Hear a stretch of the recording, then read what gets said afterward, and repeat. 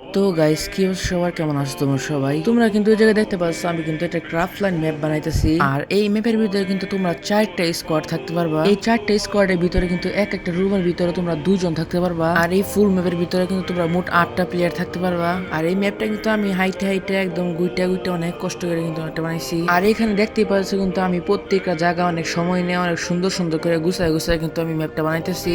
আর drone view ম্যাপটা কিন্তু কিছুটা এরকমই দেখা যায়। আর এই ম্যাপটা কিন্তু আমি বানাইছি মিলের একটু সামনে। আর আসো এই ম্যাপটা পুরোপুরি বানানোর পর আমি একটু খেলে দেখি ম্যাপটা কেমন হয়েছে।